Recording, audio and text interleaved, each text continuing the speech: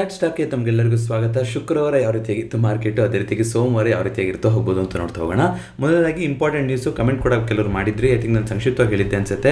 ಎಕ್ಸ್ಪೈರಿಗಳು ಬದಲಾಗ್ತಾ ಇದೆ ಅಲ್ವಾ. ಈಗ ಮಂಗಳವಾರನೇ ಇವಾಗ NSE ಎಕ್ಸ್ಪೈರಿ ಆಗಿರುತ್ತೆ. NSE ಇದು ಅಂತಂದರೆ ನಿಫ್ಟಿದು ವೀಕ್ಲಿ ಎಕ್ಸ್ಪೈರಿಗಳೇನಿರುತ್ತೋ ಅದು ಮಂಗಳವಾರ ಇರುತ್ತೆ. ಜೊತೆಗೆ fin Nifty, mid cap Nifty, bank Nifty, NSE ಇದು ಯಾವ್ಯಾವ ಇಂಡೆಕ್ಸ್ಗಳಿದೆಯೋ ಅದರದ್ದೆಲ್ಲದರೂ ಒಂದು ಮಂತ್ಲಿ ಎಕ್ಸ್ಪೈರಿ ಕೊನೆ ಗುರುವಾರದ ಬದಲಿಗೆ ಈಗ ಕೊನೆಯ ಮಂಗಳವಾರ ಆಗುತ್ತೆ. ಈ ಬೆಳವಣಿಗೆ ಸೆಪ್ಟೆಂಬರ್ 1ನೇ ತಾರೀಕಿಂದ ಬಂದಿರುವಂಥದ್ದು. ಸೊ ಮೊದಲನೇದಾಗಿ ಇದ್ರ ಬಗ್ಗೆ ಮಾತಾಡ್ತಾ ಹೋಗೋಣ. ಇದ್ರ ಬಗ್ಗೆ ಆಲ್ರೆಡಿ ನಿಮ್ಗೆ ಗೊತ್ತಿರೋ ಹಾಗೆ NSE ಇಂದ ಸರ್ಕ್ಯುಲರ್ ಕೂಡ ಬಿಟ್ಟಿದ್ರು. ಇವಾಗ ನಾವು ಮಂಗಳವಾರಕ್ಕೆ ಶಿಫ್ಟ್ ಆಗ್ತಾ ಇದೀವಿ ಅಂತ. ಯಾವಾಗಿಂದ? ಸೆಪ್ಟೆಂಬರ್ 1ನೇ ತಾರೀಕಿಂದ. ಸೊ ಯಾವುದೇ ಸೆಪ್ಟೆಂಬರ್ 1ನೇ ತಾರೀಕು ನಂತರ ಬರುವಂಥ ವೀಕ್ಲಿ ಎಕ್ಸ್ಪೈರಿಗಳಾಗಿರ್ಬೋದು, ಮಂತ್ಲಿ ಎಕ್ಸ್ಪೈರಿಗಳಾಗಿರ್ಬೋದು NSE ಕಡೆಯಿಂದ ಅದೆಲ್ಲದೂ ಕೂಡ ಮಂಗಳವಾರ ಆಗಿರುತ್ತೆ. ಅದೇ ಥರ BSE ಇಂದನೂ ಸರ್ಕ್ಯುಲರ್ ಬಂದಿತ್ತು. ಅವರು ಮಂಗಳವಾರದಿಂದ ಗುರುವಾರಕ್ಕೆ ಹೋಗ್ತಾ ಇದ್ದಾರೆ. ಯಾಕೆ ಈ ಥರ ಎಕ್ಸ್ಚೇಂಜ್ ಮಾಡ್ಕೊತಾ ಇದ್ದಾರೆ ಅಂತ ಗೊತ್ತಿಲ್ಲ. ಆದರೆ ಇದರಿಂದ ವೊಲಟಿಲಿಟಿ ಮೇಲೆ ತುಂಬ ಒಂದು ದೊಡ್ಡ ಪರಿಣಾಮ ಬೀಳ್ಬೋದು. ಸೊ ಚಾರ್ಟ್ ಸ್ಟಾಕ್ನ ಬಿಗಿನ್ ಮಾಡೋಕ್ಕಿಂತ ಮುಂಚೆನೇ ಇದನ್ನ ಇವತ್ತು ಕವರ್ ಮಾಡಿಬಿಡ್ತೀನಿ. ಯಾಕೆ ಅಂತಂದರೆ ನೋಡಿ, ನಮ್ಮದು ಈಗ IB ಏನಿರುತ್ತೆ, ಇಂಪ್ಲೈಡ್ ವೊಲಟಿಲಿಟಿ, ಇದು ಎಕ್ಸ್ಪೈರಿ ಹತ್ತಿರ ಬಂದಂಗೂ ಸ್ವಲ್ಪ ಜಾಸ್ತಿ ಆಗುತ್ತೆ ಯೂಶಲಿ. ಅಂದರೆ ಏನೋ ಒಂದು ಮಾರ್ಕೆಟು ಒಂದು ವೊಲಟೈಲ್ ಒಂದು ಮೂಮೆಂಟ್ನ ಎಕ್ಸ್ಪೆಕ್ಟ್ ಮಾಡ್ತಾ ಇದೆ ಅಂತಂದರೆ ಆ ಟೈಮಲ್ಲಿ ಜಾಸ್ತಿ ಆಗುತ್ತೆ. ಅಥವಾ ಒಂದು ಇವೆಂಟ್ ಇದೆ, ಈಗ ಏನೋ ಒಂದು ಫೆಡ್ ಇವೆಂಟ್ ಬರ್ತಾ ಇದೆ, RBI ಇವೆಂಟ್ ಬರ್ತಾ ಇದೆ, ಎಲೆಕ್ಷನ್ ರಿಸಲ್ಟ್ಸ್ ಬರ್ತಾ ಇದೆ. ಇಂಥ ಟೈಮಲ್ಲಿ ಏನಾಗ್ತಾ ಹೋಗುತ್ತೆ, IB ತುಂಬ ಸ್ಪೈಕ್ ಆಗಿರುತ್ತೆ ಇವೆಂಟ್ಗಿಂತ ಮುಂಚೆ. ಇವೆಂಟ್ ಆದಮೇಲೆ ಅದು ನ್ಯೂಟ್ರಲ್ ಆಗಿ ಬಂತು, ಆ ಥರ ಆಯಿತು ಅಂದರೆ IB ದೊಡ್ಡ ಮಟ್ಟಿಗೆ ಕ್ರ್ಯಾಶ್ ಆಗ್ತಾ ಹೋಗುತ್ತೆ. ಅಂದರೆ ತುಂಬ ಒಂದು ಏನೊಂದು ಇವೆಂಟ್ ಅಂದ್ಕೊಂಡಿದ್ರಷ್ಟು ಬೆಳವಣಿಗೆ ಕೊಡಲಿಲ್ಲ ಅಂದರೆ ಸಡನ್ನಾಗಿ IB ಕ್ರ್ಯಾಶ್ ಆಗುತ್ತಾ ಇರುತ್ತೆ. ಸೊ ಆಪ್ಷನ್ ಬಯರ್ಸ್ ಅಥವಾ ಆಪ್ಷನ್ ಸೆಲ್ಲರ್ಸಿಗೆ IB ಚೆನ್ನಾಗಿ ಆಗ್ತಾ ಇದೆ, IBನಲ್ಲಿ ದೊಡ್ಡ ಸ್ಪೈಕ್ ಆಗ್ತಾ ಇದೆ ಅಂದರೆ ನಮಗೆ ಪ್ರೀಮಿಯಮ್ಗಳು ತುಂಬ ಕಾಸ್ಟ್ಲಿ ಆಗ್ತಾ ಹೋಗುತ್ತೆ. ಅಂದರೆ ಆಪ್ಷನ್ ಬಯರ್ಸಿಗೆ ಎಂಟ್ರಿ ಕಷ್ಟ ಆಗ್ತಾ ಹೋಗುತ್ತೆ IB ಜಾಸ್ತಿ ಆಗ್ತಾ ಹೋದರೆ. ಅದೇ ಆಪ್ಷನ್ ಸೆಲ್ಲರ್ಸಿಗೆ ಅದೇನಾದ್ರು ಅದು ಇವೆಂಟ್ಗಿಂತ ಮುಂಚೆ ಆ ಥರ ಆಗಿ ಇವೆಂಟ್ ಅದೇ ಥರ ಆಗಿ ಉಳ್ಕೊಂಡ್ಬಿಡ್ತು ಅಂತಂದರೆ ದೊಡ್ಡ ಮೂಮೆಂಟ್ ಆಗದಲ್ಲೇ ಅವಾಗೇನಾಗ್ತಾ ಹೋಗುತ್ತೆ, ಮ್ಯಾಕ್ಸಿಮಮ್ ಪ್ರಾಫಿಟ್ ಮಾಡಿರುತ್ತೆ. ಬಟ್ ವಿತ್ ರಿಸ್ಕ್ ಇರುತ್ತಲ್ವ ಇದೆಲ್ಲ. ಯಾಕೆಂತಂದರೆ ಇವೆಂಟ್ ಅಂದಾಗ ಯಾವ ಕಡೆ ಬೇಕಾದ್ರೂ ತಿಳ್ಕೊಳ್ಳೋಂಥ ಚಾನ್ಸಸ್ ಇರುತ್ತೆ. ಸೊ IB ಜಾಸ್ತಿ ಇದ್ದರೆ ಆಪ್ಷನ್ ಸೆಲ್ಲರ್ಸ್ಗಳಿಗೆ even out of the money ಹೋದ್ರೂ ಕೂಡ ಒಳ್ಳೆ ಪ್ರೀಮಿಯಮ್ಗಳು ಸಿಗ್ತಾ ಹೋಗುತ್ತೆ. ಆದರೆ ಆಪ್ಷನ್ ಬೈಯರ್ಗಳಿಗೆ ನೀವು ಔಟ್ ಆಫ್ ದ ಮನಿ ಹೋದ್ರೂ ನಿಮ್ಗೆ ಇಂದ ಮನಿ ಮಾಡಬೇಕು ಆ್ಯಕ್ಚುಲಿ ಆಪ್ಷನ್ ಬೈಯಿಂಗ್ ಅಂದರೆ. ಆದರೆ ಔಟ್ ಆಫ್ ದ ಮನಿ ಹೋದ್ರೂ ಕೂಡ ಅಲ್ಲಿ ಎಂಟ್ರಿನೇ ತುಂಬ ಕಾಸ್ಟ್ಲಿ ಆಗ್ತಾ ಹೋಗುತ್ತೆ, ಯಾಕಂದರೆ ಪ್ರೀಮಿಯಮ್ಗಳು ತುಂಬ ಊದಿರುತ್ತೆ. ಸೊ ಸೇಮ್ ಗೋಸ್ ವಿತ್ ತೀಟಾನು ಕೂಡ ಮ್ಯಾಕ್ಸಿಮಮ್ ಡಿಕೆ ಆಗುತ್ತೆ ಎಕ್ಸ್ಪೈರಿಯ ಬೆಳಗಿನ ದಿನ. ಗುರುವಾರ ಎಕ್ಸ್ಪೈರಿ ಇತ್ತು ಅಂದರೆ ಗುರುವಾರ ಬೆಳಗ್ಗೆನೇ ಮ್ಯಾಕ್ಸಿಮಮ್ ಅದು ಎಕ್ಸ್ಪೈರಿ ಒಂದು ತೀಟಾದ ಪೀಕನ್ನು ರೀಚ್ ಆಗ್ತಾ ಹೋಗುತ್ತೆ. ಈಗ ಏನಾಗ್ತಾ ಹೋಗುತ್ತೆ ಅಂದರೆ ನೋಡಿ, ಮೊದಲು ಏನಾಗ್ತಾ ಇತ್ತು, ಗುರುವಾರ ಇರ್ತಾ ಇತ್ತು, ವೀಕೆಂಡಲ್ಲಿ ಏನೋ ಒಂದು ನ್ಯೂಸ್ ಬಂತು, ಏನೋ ಒಂದು ಆಯಿತು, ವರ್ಲ್ಡ್ ಇವೆಂಟ್ ಆಯಿತು, ಈ ಥರ ಏನೇ ಆದ್ರೂ ಮಾರ್ಕೆಟಿಗೆ ಕುಷನ್ ಮಾಡ್ಕೊಳಕ್ಕೆ, ನಮಗೆ ಹೆಡ್ಜ್ ಮಾಡ್ಕೊಳಕ್ಕೆ ಅಥವಾ ಪೊಸಿಷನ್ನ ಚೇಂಜ್ ಮಾಡ್ಕೊಳಕ್ಕೆ ಅವಕಾಶ ಇರ್ತಾ ಇತ್ತು ವೀಕ್ ಡೇನಲ್ಲಿ. ಈಗ ಏನಾಗ್ತಾ ಹೋಗುತ್ತೆ, ಶುಕ್ರವಾರ ಮುಗಿದು ನಾವು ಸೋಮವಾರ ಓಪನ್ ಆಗೋಷ್ಟೊತ್ತಿಗೆ ನಮಗೆ IBನಲ್ಲಾಗಿರ್ಬೋದು, ತೀಟಾನಲ್ಲಾಗಿರ್ಬೋದು ದೊಡ್ಡ ವ್ಯತ್ಯಾಸ ಕಾಣಲಿಕ್ಕೆ ಸಾಧ್ಯತೆ ಇದೆ ಇನ್ನು ಮುಂದೆಯಿಂದ. ಹಾಗಾಗಿ ಸ್ಟ್ರಾಟಜಿಗಳನ್ನು ಪ್ಯೂರ್ NSEನಲ್ಲಿ ಯಾರು ಸೆನ್ಸೆಕ್ಸಲ್ಲಿ ಅಷ್ಟು ಎಕ್ಸ್ಪೋಜರ್ ಇರಲಿಲ್ಲ, ಬರೀ NSEನಲ್ಲೇ ನಾನು ಇಂಡೆಕ್ಸ್ಗಳಲ್ಲಿ ಇದ್ದೆ ಅನ್ನೋರು ಸ್ವಲ್ಪ ಸ್ಟ್ರಾಟಜಿನ ಚೇಂಜ್ ಮಾಡ್ಕೋಬೇಕಾಗುತ್ತೆ. ಯಾಕಂದರೆ ಓವರ್ ದ ನೈಟ್ ಅಂದರೆ ಓವರ್ ದ ವೀಕೆಂಡ್ ವೊಲಟಿಲಿಟಿ ಅನ್ನೋದು ನೋಡಲಿಕ್ಕೆ ಸಿಗ್ತಾ ಹೋಗುತ್ತೆ ನಮಗೆ ಇನ್ನು ಮುಂದೆಯಿಂದ. ಯಾಕೆಂದರೆ ಶುಕ್ರವಾರ ಏನೋ ಒಂದು ಮೊಮೆಂಟಲ್ಲಿ ನೀವು ಕ್ಯಾರಿ ಮಾಡಿರ್ತಿದ್ರಿ ಅಂತ ತಿಳ್ಕೊಳ್ಳಿ, ಮುಂಚೆ ಎಲ್ಲ ಗುರುವಾರ ಇರ್ತಾ ಇತ್ತು ಎಕ್ಸ್ಪೈರಿ. ಸೊ ಸೋಮವಾರ ಯಾವುದೇ ರೀತಿ ಓಪನ್ ಆದ್ರೂ ಕೂಡ ಅಡ್ಜಸ್ಟ್ಮೆಂಟ್ ಮಾಡ್ಕೊಳ್ಳೋಕ್ಕೆ ಟೈಮ್ ಇರ್ತಾ ಇತ್ತು. ಈಗೇನಾಗುತ್ತೆ, ಮಂಗಳವಾರನೇ ಎಕ್ಸ್ಪೈರಿ ಆಗಿರೋದ್ರಿಂದ ಸೋಮವಾರನೇ ಅಡ್ಜಸ್ಟ್ಮೆಂಟ್ ಮಾಡ್ಕೊಳ್ಳೋಷ್ಟೊತ್ತಿಗೆ ಡ್ಯಾಮೇಜ್ಗಳು ಜಾಸ್ತಿ ಆಗಿರುವಂಥ ಸಾಧ್ಯತೆ ಇರುತ್ತೆ. ಹಾಗಾಗಿ ವೀಕೆಂಡಲ್ಲಿ ಪೊಸಿಷನ್ ಕ್ಯಾರಿ ಮಾಡೋದು, ಯಾರಾದರೂ ಕ್ಯಾರಿ ಫಾರ್ವರ್ಡ್ ಸ್ಟ್ರಾಟಜಿ ಮಾಡ್ತಿದ್ದೀರಾ ಅಂತಂದರೆ ನೀವು ಜಾಸ್ತಿ ಗಮನಿಸಬೇಕಾಗುತ್ತೆ. ಇಂಟ್ರಾಡೇ ಮಾಮೂಲಿ ಇದ್ದೆ ಆ ಥರ ಇದ್ದೆ ಅಂತಂದರೆ ಏನೋ ಅಂತ ಒಂದು ವ್ಯತ್ಯಾಸ ಆಗೋದಿಲ್ಲ. ಅಫ್ಕೋರ್ಸ್ ಸೋಮವಾರ ವೊಲಟಿಲಿಟಿ ಜಾಸ್ತಿ ಇರುತ್ತೆ, ಅದನ್ನ ನಾವು ಗಮನದಲ್ಲಿ ಇಟ್ಕೋಬೇಕು. ಸೊ ಈಗ IB ಅನ್ನೋದು ನೋಡ್ತಾ ಬರ್ತಾಯಿದ್ರೆ ಇಂದ ಮನಿನಲ್ಲಿ ಆಲ್ಮೋಸ್ಟ್ 8 ಇದೆ. ಇದೇನು ತುಂಬ ಆಗಿಲ್ಲ ಈಗ ಈ ಸೀರೀಸಿಗೆ. ಬಟ್ ನೋಡ್ತಾ ಹೋಗೋಣ. ನೋಡಿ, ಇದು ಯಾವುದು ಡೈರೆಕ್ಷನ್ನ ಕೊಡೋದಿಲ್ಲ, ಇಲ್ಲಿದೆಲ್ಲ ಡೈರೆಕ್ಷನ್ನ ಕೊಡೋದಿಲ್ಲ IB ಬಗ್ಗೆ ಡೆಡಿಕೇಟೆಡ್ ಆಗಿ ನಾವು ಆಪ್ಷನ್ಸ್ ಎಕ್ಸ್ಪ್ಲೋರ್ಡಲ್ಲ ಅಥವಾ ಟ್ರೇಡ್ ಟೂಲ್ಸಲ್ಲಿ ಯಾವಾಗಲೂ ಮಾತಾಡ್ತಾ ಹೋಗೋಣಂತೆ. ಬಟ್ IB ಏನಂತ ಹೋಗುತ್ತೆ, ಒಂದು ಎಕ್ಸ್ಪೆಕ್ಟೇಷನ್ ಮಾರ್ಕೆಟ್ ಯಾವ ಕಡೆಗೆ ಇದೆ ಅಂತ. ಇದು ಡೈರೆಕ್ಷನಲ್ ಸ್ಟ್ರಾಟಜಿನೂ ಮಾಡ್ಬೋದು, ನಾನ್ ಡೈರೆಕ್ಷನಲ್ ಸ್ಟ್ರಾಂಗಲ್ಗಳನ್ನು ಕೂಡ ಮಾಡ್ಬೋದು. ಬಟ್ ಜನರಲಿ ಏನು ತಿಳ್ಕೊಂಡಿರಬೇಕು ಅಂದರೆ IB ಜಾಸ್ತಿ ಆಗ್ತಾ ಇದೆ ಅಂದರೆ ವೊಲಟಿಲಿಟಿ ಜಾಸ್ತಿ ಬರ್ತಾ ಇದೆ ಅಂದರೆ ಮಾರ್ಕೆಟು ಯಾವುದೋ ಒಂದು ಕಡೆ ಮೂವ್ಮೆಂಟ್ ಕೊಡುವಂಥದ್ದು ಜಾಸ್ತಿ ಇದೆ. ಈ ಕಾರಣದಿಂದಾಗಿ ಪ್ರೀಮಿಯಮ್ಗಳು ಜಾಸ್ತಿ ಆಗ್ತಾ ಹೋಗುತ್ತೆ, ಮಾರ್ಕೆಟ್ ಆ ಥರ ಎಕ್ಸ್ಪೆಕ್ಟ್ ಮಾಡ್ತಾ ಇದೆಯಲ್ಲ ಅಂತ. ಆಗ ಆಪ್ಷನ್ ಬೈಯರ್ಸ್ಗಳಿಗೆ ಎಂಟ್ರಿ ಕಾಸ್ಟ್ಲಿ ಆಗ್ತಾ ಹೋಗುತ್ತೆ. ಅದರ ಅದರ್ ಸೈಡ್ ಆಪ್ಷನ್ ಸೆಲ್ಲರ್ಸ್ಗಳಿಗೆ IB ಜಾಸ್ತಿ ಆದಾಗ ಔಟ್ ಆಫ್ ದ ಮನಿನಲ್ಲೂ ಕೂಡ ಎಂಟ್ರಿಗಳು ಚೆನ್ನಾಗಿ ಸಿಗ್ತಾ ಹೋಗುತ್ತೆ. ಅಷ್ಟು ನೋಡೋಣ. ಬಟ್ ಡೀಟೇಲ್ ಆಗಿ ನಾವು ಮುಂದೆ ಮಾತಾಡ್ತಾ ಹೋಗೋಣಂತೆ. ಸೊ ಈಗ ಚಾರ್ಟ್ ಸ್ಟಾಕ್ನ ಮುಂದುವರಿಸ್ತಾ ಹೋಗ್ತೀನಿ. ಈಗ ಶುಕ್ರವಾರ ರಿಲಯನ್ಸ್ನ AGM ಇತ್ತು. ಲಾಸ್ಟ್ ಇಯರು ಕೂಡ August 29 ರಿಲಯನ್ಸ್ AGM ಇತ್ತು. ಅವತ್ತು ಕೂಡ ಮಾರ್ಕೆಟಲ್ಲಿ ರಿಯಾಕ್ಷನ್ ಬಂದಿತ್ತು. ಆದರೆ ನಿನ್ನೆ ಮಹೀಂದ್ರ ಆ್ಯಂಡ್ ಮಹೀಂದ್ರ 2.91% ಕರೆಕ್ಷನ್ ಬಂದಿದೆ. ಅಂದರೆ ಶುಕ್ರವಾರ ಹೇಳ್ತಾರಂಥದ್ದು ಅದು ನಿಫ್ಟಿ 50ಯ ಟಾಪ್ ಲೂಸರ್ ಆಗಿದೆ. ರಿಲಯನ್ಸಲ್ಲಿ ಜಿಯೋದು ಯಾವಾಗ ಅನೌನ್ಸ್ಮೆಂಟ್ ಬಂತು ಅದು ಆಗ್ತಿದ್ದಂಗೆ ಡಬ್ ಅಂತ ಬಿತ್ತು ಮಾರ್ಕೆಟು. ಯಾಕೆಂತಂದರೆ ಜನ ಇನ್ನೂ ಬೇಗ ಬರುತ್ತೆ ಜಿಯೋ IPO, ಇನ್ನೂ ಸುಮಾರು ವರ್ಷದಿಂದ ಹೇಳ್ಕೊಂಡು ಬರ್ತಾ ಇದ್ದಾರೆ ಅಂತ ಎಕ್ಸ್ಪೆಕ್ಟೇಷನ್ ಇತ್ತು. ಆದರೆ ಅಂಬಾನಿಯವರು ಏನು ಹೇಳಿದ್ದಾರೆ, ಮುಂದಿನ ವರ್ಷ ಫಸ್ಟ್ ಹಾಫ್ ಒಳಗಡೆ ಅಂದರೆ ಮುಂದಿನ ವರ್ಷ ಜೂನ್ ಒಳಗಡೆ ಬರ್ತೀವಿ, ಅಪ್ರೂವಲ್ ಎಲ್ಲ ಆದರೆ ಅಂತ ಬಂದಿದೆ. ಹಾಗಾಗಿ ಅದು ಸ್ವಲ್ಪ ಇನ್ವೆಸ್ಟರ್ಗಳಿಗೆ ಒಂದು ನಿರಾಶೆ ಮೂಡಿಸಿರ್ಬೋದು. ರಿಲಯನ್ಸ್ ಬಗ್ಗೆ ಡೆಡಿಕೇಟೆಡ್ ಆಗಿ ನಾನು ನೆನ್ನೆ ವಿಡಿಯೋ ಮಾಡಿದ್ದೆ, ಯಾರಾದರೂ ನೋಡಿಲ್ಲ ಅಂತಂದರೆ ಐ ಬಟನಲ್ಲಿ ಜೊತೆಗೆ ಈ ವಿಡಿಯೋ ಎಂಡಿಗೆ ಕೊಡ್ತಿದ್ದೀನಿ, ನೀವು ಚೆಕ್ಔಟ್ ಮಾಡ್ತಾ ಹೋಗ್ಬೋದು. ಸೊ ಟಾಪ್ ಗೈನರ್ ಅಂತ ನೋಡ್ತಾ ಹೊರದಾದ್ರೆ ITC 2.21% ಅಪ್ ಬಂದಿದೆ. ಏನು ಮಾರ್ಕೆಟ್ಗೆ ಏನಾದರೂ ಸುಳುವಿದೆಯಾ? ITC ಇವಾಗ ಟೊಬ್ಯಾಕೋದ್ರದ್ದು GST ಇದೆಲ್ಲ ನಿರ್ಧಾರ ಆಗಬೇಕು ನೋಡಿ. ಆಟೋ ಸೆಕ್ಟರ್ಗಳೆಲ್ಲ ಈಗ ಹೋಗಿದಾರಂತೆ, ಫೆಸ್ಟಿವಲ್ ಸೀಸನ್ ಕೂಡ ಬರ್ತಾ ಇದೆ, ಜನ ಎಲ್ಲ ಕಾರ್ ತಗೊಳೋದು ಮತ್ತೊಂದೆಲ್ಲ ಪ್ಲಾನ್ ಮಾಡೋದು ಈ ಟೈಮಲ್ಲೇ. ನೀವು GST ಏನು ನಿರ್ಧಾರ ಇದೆಯೋ ನೀವು ಅದನ್ನು ಸ್ವಲ್ಪ ಮುಂಚೆನೇ ಹೇಳ್ಬಿಟ್ರೆ ಜನ ವೆಯ್ಟ್ ಮಾಡೋದ್ರ ಬದಲು ಈಗಲೇ ಬರ್ತಾರೆ, ನಮಗೂ ಸೇಲ್ಸ್ಗಳು ಆಗ್ತಾ ಹೋಗುತ್ತೆ ಅಂತ ಹೇಳಿದ್ದಾರೆ ಅಂತ ಕೇಳ್ಪಟ್ಟೆ. ನೋಡೋಣ ಅದೇನಾದರೂ ತುಂಬ ಬೇಗನೆ ಅನೌನ್ಸ್ ಮಾಡ್ತಾರಾ ಏನು ಕತೆ ಅಂತ. ಹೇಗೆಂದರೆ ಈಗ ಮೊಬೈಲ್ದು ಎಲ್ಲ ಇವಾಗ ಈಗ ಬಿಗ್ ಬಿಲಿಯನ್ ಡೇ, ಆಮೇಲೆ ಅದ್ಯಾವುದು ಗ್ರೇಟ್ ಇಂಡಿಯನ್ ಫೆಸ್ಟಿವಲು, ಫ್ಲಿಪ್ಕಾರ್ಟ್ದು, ಅಮೆಝಾನ್ದು ಎಲ್ಲ ಬರುತ್ತಲ್ಲ ಇವಾಗ. ಈಗ ಸೆಪ್ಟೆಂಬರ್ ಮಧ್ಯದಲ್ಲೇ ಬಿಡ್ತಾರೆ ಅದನ್ನ, ಸೆಪ್ಟೆಂಬರ್ 13-15 ಆಸ್ಪಾಸಲ್ಲಿ ಬಿಡ್ತಾರೆ ದಿವಾಲಿ ಸೇಲ್ ಅಂತ. ಅಷ್ಟರೊಳಗೆ GSTದು ರೂಲ್ಸ್ ಅಪ್ಲಿಕೇಬಲ್ ಆಗಿದ್ದರೆ ಮೊಬೈಲ್ದು ಇವಾಗ 18% ಇರೋದು 5% ಮಾಡಿದ್ರು ಅಂದರೆ ಇನ್ನೂ ನಮಗೆ ಡಿಸ್ಕೌಂಟ್ ಸಿಗ್ತಾ ಹೋಗುತ್ತೆ. ಅದೇನಾದರೂ ಅದ್ರ ಬರಲಿಲ್ಲ, ಅದ್ರ ಬಗ್ಗೆ ನ್ಯೂಸ್ ಕನ್ಫರ್ಮ್ ಆಗಿಲ್ಲ ಅಂತಂದರೆ ಗೊತ್ತಿಲ್ಲ. ಈ ಥರ ಸೇಲಲ್ಲಿ ಪಾರ್ಟಿಸಿಪೇಟ್ ಮಾಡಿ ಬ್ಯಾಂಕ್ ಡಿಸ್ಕೌಂಟ್ಗಿಂತ GST ಆದಮೇಲೆ ಆಗುತ್ತಾ? ಯಾರೋ ತುಂಬ ಹೈ ಸೆಗ್ಮೆಂಟ್ ಫೋನ್ನ ತೊಗೊಳ್ಬೇಕು, ಐಫೋನ್ ತೊಗೋಬೇಕು, ಅಥವಾ ಸ್ಯಾಮ್ಸಂಗಲ್ಲಿ ಹೈ ಸೀರೀಸ್ ಅಲ್ಟ್ರಾ ಫೋನ್ಗಳು ತೊಗೋಬೇಕು, ಈ ಥರ ಎಲ್ಲ ನೋಡ್ತಿದ್ದೀರಾ ಅಂದರೆ ನೋಡಿ ಅದನ್ನು ಸ್ವಲ್ಪ ನೋಡ್ಕೋಬೇಕಾಗುತ್ತೆ. ನೋಡೋಣ ಅಷ್ಟೊಳಗೆ ಗೌರ್ಮೆಂಟ್ ಏನಾದ್ರು ಹೇಳುತ್ತಾ ಆಮೇಲೆ ಸೇಲ್ ಬರುತ್ತಾ, ಅಥವಾ ಸೇಲ್ನೇ ಇವರು ಅದನ್ನು ನೋಡ್ಕೊಂಡು ಮಾಡೋಣ ಅಂತ ಮುಂದಕ್ಕೆ ಹಾಕ್ತಾರಾ, ಅದೇನು ಮಾಡ್ತಾರೆ ಅನ್ನೋದು ಇಂಟ್ರೆಸ್ಟಿಂಗ್ ಆಗಿದೆ ಈ ಸಲ. ಸೊ 2.21% ಬಂದಿತ್ತು. ಇನ್ಫೋಸಿಸಲ್ಲಿ ಕರೆಕ್ಷನ್ ಬಂದಿದೆ, ರಿಲಯನ್ಸಲ್ಲಿ ಕರೆಕ್ಷನ್ ಬಂದಿದೆ, ಸುಮಾರು ಮೇಜರ್ ಸ್ಟಾಕ್ಗಳಲ್ಲಿ ದೊಡ್ಡ ಪರ್ಸೆಂಟ್ ಒಂದು ಸೆಲ್ಲಿಂಗ್ ಬಂತು, ಎಸ್ಪೆಷಲಿ ಸೆಕೆಂಡ್ ಹಾಫಲ್ಲಿ. ಆಗ ಮಾರ್ಕೆಟು 24,500 ಬಿಟ್ ಕೊಡ್ತಾ ಬರಬೇಕಾಯಿತು ಯಾವತ್ತು? ಶುಕ್ರವಾರ ದಿನ. ಅದೇ ರೀತಿಯಾಗಿ ನಿಫ್ಟಿ ನೆಕ್ಸ್ಟ್ 15 ಆಯಿತು ನೋಡ್ತಾ ಬರ್ತಾ ಸ್ವಿಗ್ಗಿ ತುಂಬ ಒಂದು ಅಪ್ ಮೂವ್ಮೆಂಟ್ ಆಗಿತ್ತು, ಅದರಲ್ಲಿ ಇವಾಗ ಒಂದು ಪ್ರಾಫಿಟ್ ಬುಕಿಂಗ್ ಆಗ್ತಾ ಇದೆ. 2.67% ಕರೆಕ್ಷನ್ ಬಂದಿರೋದ್ರ ಮೂಲಕ ನಿಫ್ಟಿ ನೆಕ್ಸ್ಟ್ 50 ಟಾಪ್ ಲೂಸರ್ ಆಗಿತ್ತು. CG ಪವರ್ ಈಗಲೂ ಕೂಡ ಸ್ವಲ್ಪ ಕಾಸ್ಟ್ಲಿನೇ ಇದೆ ವ್ಯಾಲ್ಯೂಯೇಷನ್ ವೈಸು, ಆದರೆ 4.56% ಅಪ್ ಬಂದಿರೋದ್ರ ಮೂಲಕ ಅದು ನಿಫ್ಟಿ ನೆಕ್ಸ್ಟ್ 50 ಟಾಪ್ ಗೇನರ್ ಆಗಿದೆ. ಸೊ ಓವರ್ ಆಲ್ ಮಾರ್ಕೆಟ್ ಏನು ಮಾಡ್ತು? ಸೊ ಯಾವತ್ತು ಶುಕ್ರವಾರ ಅಂತ ನೋಡ್ತಾ ಬರೋದಾದ್ರೆ ಒಂದು ಒಳ್ಳೆ ಓಪನಿಂಗ್ ಮಾಡಿತ್ತು. ಅಂದರೆ ಆಲ್ಮೋಸ್ಟ್ ಗುರುವಾರ ಯಾವ ರೇಂಜಲ್ಲಿ ಕ್ಲೋಸಿಂಗ್ ಆಗಿತ್ತು, ಎಕ್ಸ್ಪೈರಿನ ಎಲ್ಲಿ ಕ್ಲೋಸ್ ಮಾಡಿತ್ತು ಅದೇ ರೇಂಜಲ್ಲೇ ಓಪನ್ ಆಯಿತು. ಇಡೀ ದಿನ ಸೈಡ್ ವೇಸ್ ಆಗಿ ಉಳಿದಿತ್ತು. ನಾನು ಗುರುವಾರದ ಚಾರ್ಟ್ ಸ್ಟಾಕಲ್ಲೂ ಕೂಡ ಮಾತಾಡ್ಕೊಂಡಿದ್ವಿ, ಅದ್ರ ಜೊತೆಗೆ ಗ್ರೂಪಲ್ಲಿ ಕೂಡ ಮಾತಾಡಿದ್ವಿ. ಇವತ್ತೊಂದು ತುಂಬ ಒಂದು ಸೈಡ್ ವೇಸ್ ಆಗಿರುವಂಥ ದಿನಾನೇ ಎಕ್ಸ್ಪೆಕ್ಟ್ ಮಾಡ್ತಾ ಇದ್ದೀನಿ. ಇದರೊಳಗಡೆ ಒಂದು ಹಾಲ್ಟ್ ಡೇನ ಎಕ್ಸ್ಪೆಕ್ಟ್ ಮಾಡ್ತಾ ಇದ್ದೀವಿ 24,500 ಅಂತ. ಆದರೆ ಕೊನೆ ಟೈಮಲ್ಲಿ ರಿಲಯನ್ಸ್ AGM ಆದಮೇಲೆ ಒಂದು ಕೆಳಗಡೆ ಅಂದರೆ 24,500ನ ಡಿಸೈಡಿವ್ ಆಗಿ ಮುರ್ಕೊಂಡು ಕೆಳಗಡೆ ಬರೋ ಥರ ಒಂದು ಕ್ಲೋಸಿಂಗ್ನ ಕೊಟ್ಟಿದೆ. ನೋಡೋಣ ಇದು ಯಾವ ರೀತಿಯಾಗಿ ಮುಂದುವರಿತಾ ಹೋಗುತ್ತೆ, ಏನು ಕತೆ ಅಂತ. ಈಗ ಮಂಗಳವಾರನೇ ನಿಫ್ಟಿ ಎಕ್ಸ್ಪೈರಿ ನೋಡಿ, ಸ್ವಲ್ಪ ನೋಡ್ತಾ ಬನ್ನಿ. 1, 2, 3, 4, 5, 6 ದಿನಗಳಿಂದ ಸತತವಾಗಿ ನಿಫ್ಟಿ ಕೆಳಗಡೆನೆ ಬರ್ತಾ ಇದೆ. ಸೊ ಇವಾಗ ಯಾವತ್ತು ಸೋಮವಾರ ಇದಕ್ಕೆ ಕೆಳಗಡೆನೆ ಓಪನ್ ಆದರೆ ಇಲ್ಲಿ ಹಿಸ್ಟಾರಿಕಲ್ ಸಪೋರ್ಟ್ ಅಂತ ನಮ್ಗೆ ನೋಡೋದಾದ್ರೆ ಎಲ್ಲಿದೆ? ಸೊ ಈ ಒಂದು ರೇಂಜಲ್ಲಿ ಇದೆ, ಅಂದರೆ ಹಿಂದೆ ಮಾಡಿದಂಥ ಲೋ ಅಲ್ಲಿ ಒಂದು ರೇಂಜ್ ಕೂಡ ಸಿಗ್ತಾ ಹೋಗುತ್ತೆ. ಅಂದರೆ ಸರಿ ಸುಮಾರು ಯಾವ ರೇಂಜ್ ಅದ್ರ ಮೇಲೆ ಇಟ್ಬಿಟ್ರೆ ಗೊತ್ತಾಗಬೇಕು. ಇವಾಗ ನಮಗೆ 24,350 ಝೋನು, 24,350 ಝೋನಲ್ಲಿ ನೆಕ್ಸ್ಟ್ ಸಪೋರ್ಟ್ ಕಾಣಿಸ್ತಾ ಇದೆ. ಅಂದರೆ ಈಗಿರೋದಕ್ಕಿಂತ ಒಂದು 75 ಪಾಯಿಂಟ್ಗಳ ಕಡಿಮೆ. ತಪ್ಪಿ ಗ್ಯಾಪ್ ಡೌನ್ ಓಪನಿಂಗ್ ಆಯಿತು ಅಂತಂದರೆ ಸೋಮವಾರದ ದಿವಸ ನಾವು ಇಮಿಡಿಯೇಟ್ ಆಗಿ ಕೆಳಗಡೆ ಇನ್ನೂ ಪೊಸಿಷನ್ ತಗೊಳ್ಳೋಂಥ ಅವಕಾಶ ಇದೆಯಾ? ಇಲ್ಲ. ಯಾಕೆ ಅಂತಂದರೆ ಮಾರ್ಕೆಟು ಒಂದು ದೊಡ್ಡ ಕರೆಕ್ಷನ್ ಮಾಡಿದೆ, ಇಲ್ಲಿ ಒಂದು ಪಾಸ್ನ ತಗೊಳ್ತಾ ಹೋಗ್ಬೋದು ಸೋಮವಾರ ದಿನ. ಅಂದರೆ 24,350 ಆ ಲೆವೆಲಲ್ಲೇ ಏನಾದ್ರು ಓಪನ್ ಆಯಿತು ಅಂದರೆ ಅಲ್ಲಿ ಒಂದು ಸಣ್ಣ ಬೌನ್ಸ್ ಕೊಟ್ಟು ಅಲ್ಲೇ ಉಳ್ಕೊಳ್ಳೋಂಥ ಸಾಧ್ಯತೆ ಇರುತ್ತೆ. ಆವಾಗ ಯಾರಾದರೂ ಡೈರೆಕ್ಟ್ ಪಿ ಬೈ ಮಾಡೋದೇನಾದ್ರು ತೊಗೊಂಡಿದ್ದಾರೆ ಅಂದರೆ ಕಷ್ಟ ಆಗ್ತದೆ. ಪಿ ಸೆಲ್ ಮಾಡೋರು, ಸೊ ಆಪ್ಷನ್ ಬಯರ್ಸ್ ಆಗಿದ್ರೆ ಸ್ವಲ್ಪ ಆಪ್ಷನ್ ಸೆಲ್ಲರ್ಸ್ ಆಗಿದ್ರೆ ಓಪನ್ ಆದಮೇಲೆ ಒಂದು ಸ್ವಲ್ಪ ಮೇಲ್ಗಡೆ ಕೊಡ್ತಾ ಇದೆ ಅಂತಂದರೆ ಆಗಬೇಕಾದ್ರೆ ಅಲ್ಲಿ ಅಡ್ಜಸ್ಟ್ಮೆಂಟ್ನ ಮಾಡ್ಕೊತ ಹೋಗೋದು. ಯಾಕಂದರೆ 200 ಮೂವಿಂಗ್ ಅವರೇಜ್ ಕೂಡ 24,250 ಆಸ್ಪಾಸಲ್ಲಿದೆ. So which should act as a support, ಅದು ಸಪೋರ್ಟಾಗಿ ಆ್ಯಕ್ಟ್ ಆಗಬೇಕು. ಸೊ ಆಪ್ಷನ್ ಚೈನಲ್ಲಿ ನೋಡ್ಕೊಂಬರೋದಾದ್ರೆ ನಾವು ಆಪ್ಷನ್ ಚೈನಲ್ಲಿ ನೋಡಿ, ಯಾವತ್ತು ಗುರುವಾರ ದಿವಸ ಶುಕ್ರವಾರ ದಿನ 8,300 ಕೋಟಿ ಮಾರಿದ್ದಾರೆ FIಗಳು.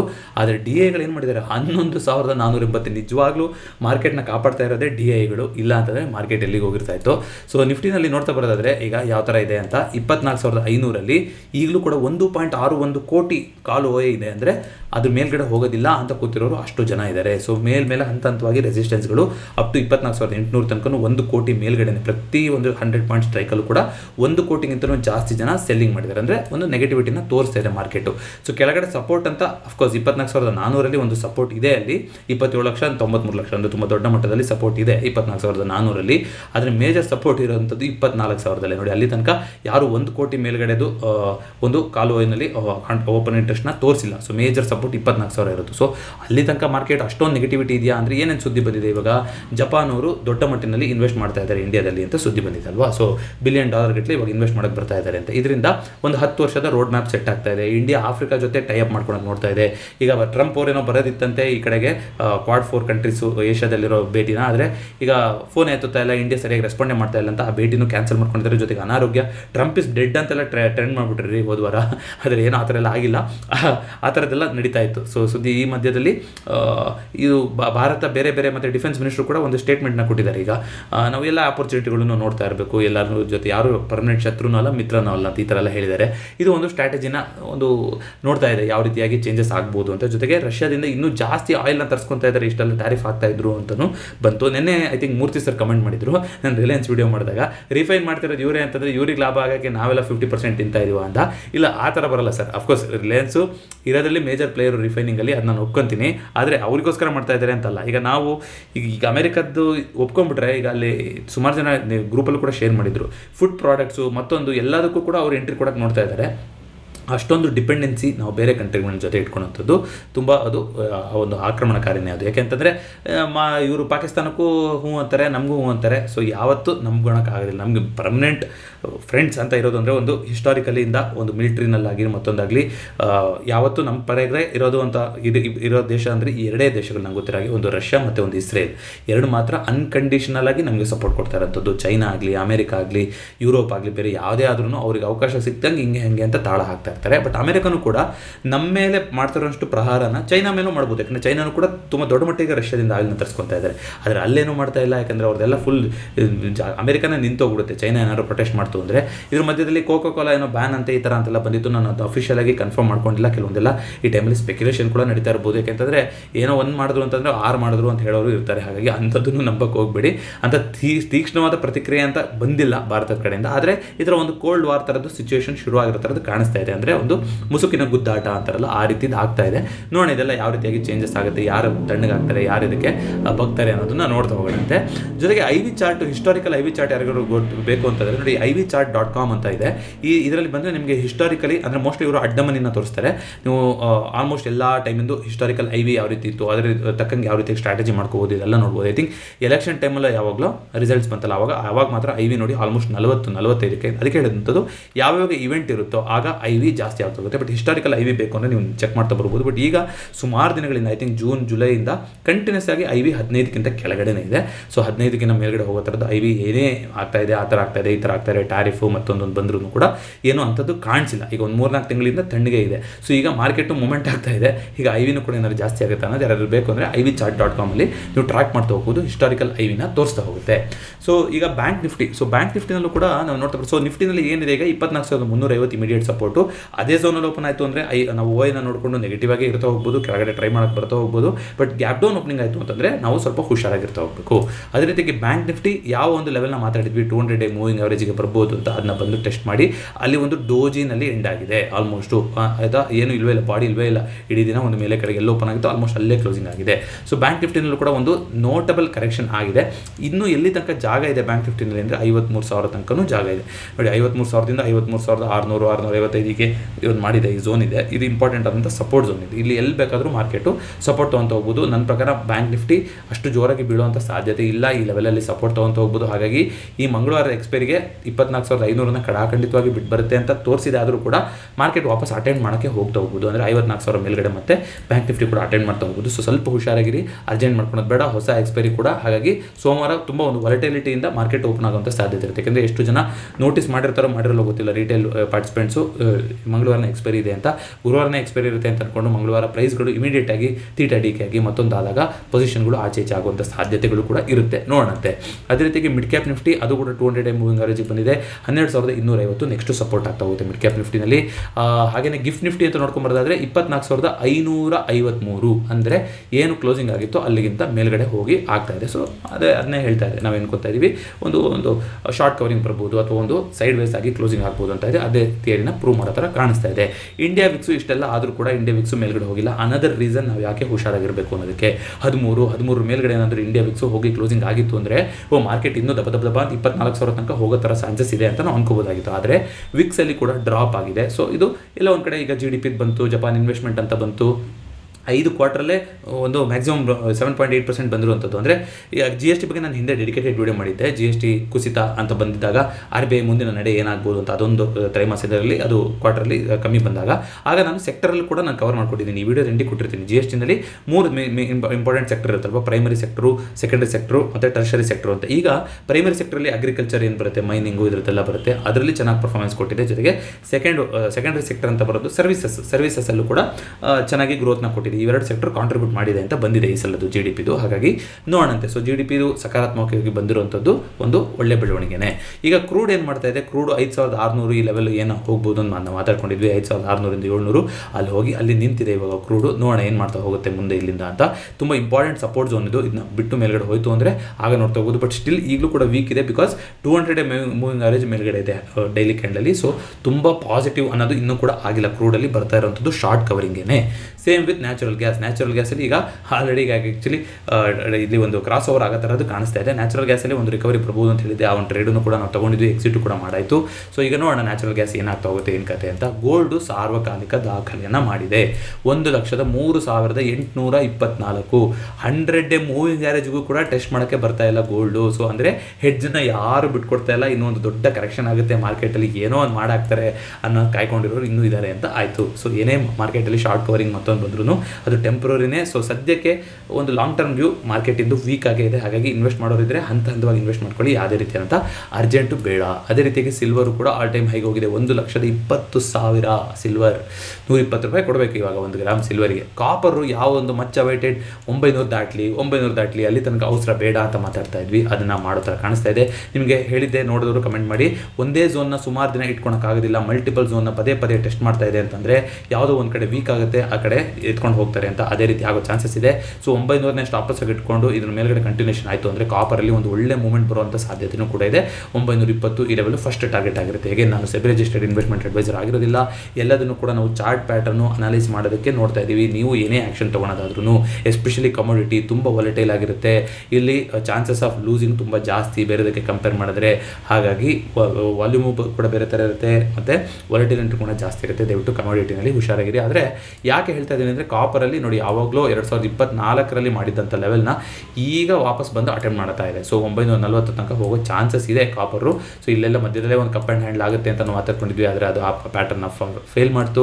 ಈಗ ಅದನ್ನು ಸೇರಿಸ್ಕೊಂಡು ಅಂತ ನೋಡ್ತಾ ಬರ್ತದೆ. ಅದನ್ನ ರೆಸ್ಪೆಕ್ಟ್ ಮಾಡಿದೆ ನೋಡಿ, ಆ ಕಪ್ಪನ್ನು ರೆಸ್ಪೆಕ್ಟ್ ಮಾಡಿದೆ.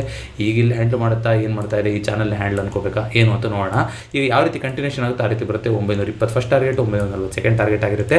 900 ಮೇಲ್ಗಡೆ ಇನ್ ಕೇಸ್ ಕಾಪರ್ ಸಸ್ಟೈನ್ ಆಗ್ತಾ ಹೋಯಿತು ಅಂದರೆ ನೋಡೋಣಂತೆ. FMCG ಇಂಡೆಕ್ಸ್ ಬಗ್ಗೆ ಕೆಲವರು ಕೇಳಿದ್ರಿ. ಖಂಡಿತ 10-15% ಕರೆಕ್ಷನಲ್ಲಿ ನಡೀತಾ ಇದೆ FMCG ಇಂಡೆಕ್ಸ್ ಆಲ್ ಟೈಮ್ ಹೈಯಿಂದ. ಯಾಕಂದರೆ ಕ್ರೂಡ್ ಇದೆಲ್ಲ ರಾ ಮೆಟೀರಿಯಲ್ ಕೂಡ ಆಗಿರುತ್ತೆ ಮತ್ತು ಅವ್ರದ್ದೆಲ್ಲ ಗೂಡ್ಸ್ಗಳನ್ನು ಟ್ರಾನ್ಸ್ಫರ್ ಮಾಡೋದಕ್ಕೂ ಕೂಡ FMCGದು ಕ್ರೂಡ್ ಮೇಲೆ ಡಿಪೆಂಡೆಂಟ್ ಆಗಿರುತ್ತೆ. ಟ್ಯಾರಿಫು ಈ ಥರ ಎಲ್ಲ ಆದಾಗ ತುಂಬ ಒಂದು one of the affected sectors ಆಗುತ್ತೆ. ಆದರೆ ನಮ್ಮ ಪೋರ್ಟ್ಫೋಲಿಯೋನಲ್ಲಿ ಇರುವಂಥ ಒಂದು ಡಿಫೆನ್ಸ್ ಸೆಕ್ಟರ್ ಅಂದರೆ ಡಿಫೆನ್ಸ್ ಅಂತ ಆಸ್ ಎ ಸೆಕ್ಟರ್ ಬೇರೆ ಇದೆ. ಆದರೆ ನಮ್ಮ ಪೋರ್ಟ್ಫೋಲಿಯೋ ಕೂಡ ಒಂದು ಭದ್ರತೆ, ಒಂದು ಸುರಕ್ಷತೆಯನ್ನು ಕೊಡೋದು ಅಂತಂದರೆ ಅದು FMCG ಸೆಕ್ಟರ್. ಹಾಗಾಗಿ FMCG ಸೆಕ್ಟರ್ ನಮ್ಮ ಪೋರ್ಟ್ಫೋಲಿಯೋನಲ್ಲಿ ಇರ್ತಾ ಹೋಗಬೇಕು. HDFC ಬ್ಯಾಂಕಿಂದು ಏನೋ ಒಂದು ಬೋನಸ್ ಬಂದಿತ್ತು, ಅದ್ರ ಬಗ್ಗೆ ಕೂಡ ನಾನು ವಿಡಿಯೋ ಮಾಡಿದೆ. ಫಸ್ಟ್ ಟೈಮ್ ಬೋನಸ್ ಕೊಟ್ಟಿದ್ರು ಅಂತ. ಅದಿನ್ನೂ ಕ್ರೆಡಿಟ್ ಆಗಿಲ್ಲ. ಮೋಸ್ಟ್ಲಿ ಈ ಸೋಮವಾರ ಅಥವಾ ಮುಂದಿನ ವಾರದಲ್ಲಿ ಕ್ರೆಡಿಟ್ ಆಗ್ಬೋದು. ಅಂದರೆ ನಿಮ್ಮ ಹತ್ರ 10 ಇತ್ತು ಅಂದರೆ 20 ಆಗುತ್ತೆ, 5 ಇತ್ತು ಅಂದರೆ 10 ಆಗುತ್ತೆ. ಎಷ್ಟಿರುತ್ತೋ ಅಷ್ಟು ಸ್ಟಾಕ್ಗಳು ಸ್ಪ್ಲಿಟ್ ಆಗ್ತಾ ಹೋಗುತ್ತೆ. ನಿಮ್ಮ ಇನ್ವೆಸ್ಟ್ಮೆಂಟ್ ವ್ಯಾಲ್ಯೂ ಅಷ್ಟೇ ಇರುತ್ತೆ, ಆದರೆ ಬೋನಸ್ ಬಂದಿರೋದ್ರಿಂದ ಸೊ ವ್ಯಾಲ್ಯೂ ಅರ್ಧ ಆಗುತ್ತೆ, ಆದರೆ ನಂಬರ್ ಆಫ್ ಶೇರ್ಸ್ ಜಾಸ್ತಿ ಆಗ್ತಾ ಹೋಗುತ್ತೆ. ನೀವು ಚೆಕ್ ಮಾಡ್ತಾ ಇರ್ಬೋದು.